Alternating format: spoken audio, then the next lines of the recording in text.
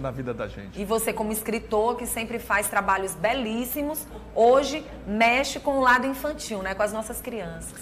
Muito obrigado. Exatamente nesse mês de outubro que a gente relaciona os dois polos, a criança e o professor. Sim. Então são 2 dias marcantes no mês de outubro e nós estamos lançando um livro voltado para a criançada, mas que o adulto também precisa ler. Claro. Até para que você possa dar exemplo, você tem que ler e, obviamente, é interessante você saber o que o seu filho está lendo. Perfeito. Até para depois você dialogar com ele e tentar passar, ou melhor, entender o que ele leu e o que ele percebeu através daquela leitura e você poder conversar, dialogar e talvez até entrar na mente daquela criança, daquele jovem, daquela pessoinha não, super pessoa que precisa, às vezes, tirar alguns bichos. E é através dessa boa leitura que a gente consegue, né? Ainda ontem eu estive numa escola particular em Teresina e a coordenadora pedagógica, uma psicopedagoga, ficou muito entusiasmada quando ela entendeu que é um livro que apresenta filósofos consagrados como Sócrates, o Platão, o Aristóteles, o Tales de Mileto, só que crianças. E eu trouxe eles para a sala de aula e de quem? Do filósofo Pitágoras, que eu não sei se você sabia, mas você sabia que lá na Grécia Antiga as mulheres estudavam? Você, mas como? Se isso não é tão antigo, infelizmente a sociedade era muito machista. Não, mas o Pitágoras de Samos, lá em Crotona, ele criou a escola pitagórica e ele tinha homens e mulheres. Então ele formava filósofos homens e filósofas mulheres. Então assim, ele foi um idealista, um visionário. Você sabia que as 7 notas musicais foram criadas por ele? O Dó, Ré, Mi, Fá, Sol, Lá, Si, foi por ele. Então o Pitágoras, além do teorema de Pitágoras, né? O quadrado da hipotenusa é igual à soma do quadrado dos catetos, que a engenharia não viveria, talvez, sem o teorema de Pitágoras. Então eu trouxe ele para ser o mestre da turma. Muito bom. No momento que você fez esse livro, o que passou por sua cabeça? O que te chamava a atenção dentro da sociedade hoje? Vanusa, eu tenho um problema muito sério. Como eu costumo dizer em palestras, que a grande problemática atual na nossa sociedade não é nem tanto a questão técnica, porque nós temos excelentes médicos, advogados, engenheiros, arquitetos, profissionais muito bacanas. Sim. Mas nós temos uma série de escândalos relacionados a feminicídio, a brigas e mortes no trânsito. Nós temos uma série de problemas relacionados à corrupção, à violência doméstica. Será que o problema, a carência maior na educação brasileira é técnica ou é de valores, de princípios, de ética, de moralidade? Então, se a gente não trouxer a filosofia lá para a infância, aí a gente perde. Teve um grupo de parlamentares em Brasília que tentou tirar a filosofia, a sociologia, a educação física da obrigatoriedade do ensino médio brasileiro. E não conseguiram, claro. Mas sim, e o fundamental? E a base, que é o infantil? Então, nós estamos criando este método, apresentando um método que traz a filosofia desde a mais tenra idade. Claro que cada ano o grau de complexidade aumenta um pouquinho. Você fala sobre um assunto que chama atenção para um outro lado.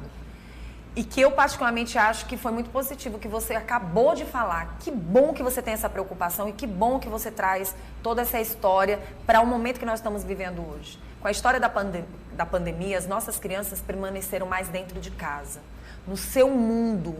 Por mais que diga, a mãe e o pai ficaram em casa junto com os filhos, existiu um conflito muito grande, porque o pai e a mãe trabalhavam, passou a se sentir obrigado também dentro de casa e teve que todo mundo conviver com aquela criança. Os estudantes e os professores já não estavam tão presentes na vida dos nossos filhos. Quem passou a estar? O pai e a mãe, que muitas vezes é ausente. Sim. Que muitas vezes entrega uma responsabilidade para o professor em sala de aula e acha que ele tem a obrigação de educar o seu filho, aquele filho que tem que começar com uma base de educação em casa. E aí é mais ou menos transferir uma responsabilidade para a sala de aula. Quando isso foi lá para dentro de casa, existiu um conflito. E o filho começou a se entregar nos videogames, começou a buscar as redes sociais e criou aquela situação. Eu vivo o meu mundo ali. E tem que buscar para esse lado dos livros, tem que buscar para o diálogo, a volta, porque a infância dessa criança é a base para ela ser um adulto de mente melhor.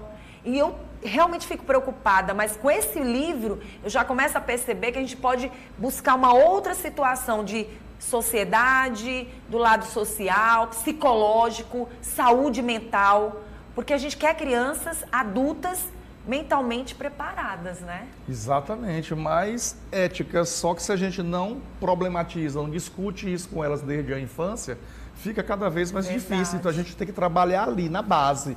Como você disse, o interessante é que quando nós escrevemos, por exemplo, a primeira série do Fundamental, eles têm 6 anos, eles não sabem ainda ler e escrever, estão começando. Mas aí o pai e a mãe, quase que de uma forma assim, forçada, ela em casa ela vai ter que ler o material. Vai ser obrigada. E alguma coisa ela vai acabar absorvendo. Ela tem que dialogar ali com o Tales de Mileto, com o Anaximandro, com o Platão fazendo muitas perguntas, com o Sócrates enchendo o saco ali do Pitágoras e às vezes discutindo com ele, discordando dele. Então isso tudo vai levar... Olha que beleza, por exemplo, é a Turma da Mônica. Eu cresci com a Turma da Mônica, com a turma do Walt Disney.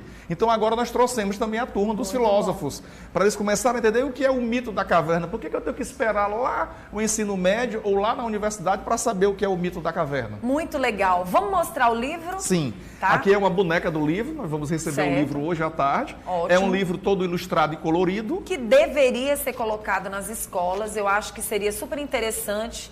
Tá? Escolas particulares, públicas, vamos valorizar o que é nosso, vamos trazer os valores e as virtudes para a mente das nossas crianças. Muito interessante, viu, gente? E só um detalhe, é trilingüe. Olha, que top, É gente. trilingüe, então já para estimular que a criançada possa ler e estudar cada vez mais aqui o Pitágoras. Muito então, bom. outros idiomas. Eu morei nos Estados Unidos, eu estudei numa universidade americana aqui, o Pitágoras com o Sócrates. Maravilhoso. Então, para a gente estimular desde cedo essa busca por outros saberes, para a gente não ficar preso na caverna, para a gente ir além. Nossa, que e legal. depois voltar para ajudar os que ficaram aqui. Muito bom, Tá bom? muito bom. Muito obrigado pelo Olha, apoio. gente, vamos estar divulgando no Instagram da Vanusa Coelho também, tá? Vamos estar divulgando, então tá de parabéns. Insista, vá para as Obrigado. escolas, leve esse livro para lá. Muito não obrigado. deixe esse livro parar só numa livraria e esperar as pessoas buscarem, não. Leve ele até o entendimento, porque infelizmente, por mais que dentro de uma escola tenha um conhecimento, existe muitas vezes, em alguns momentos, a falta do interesse.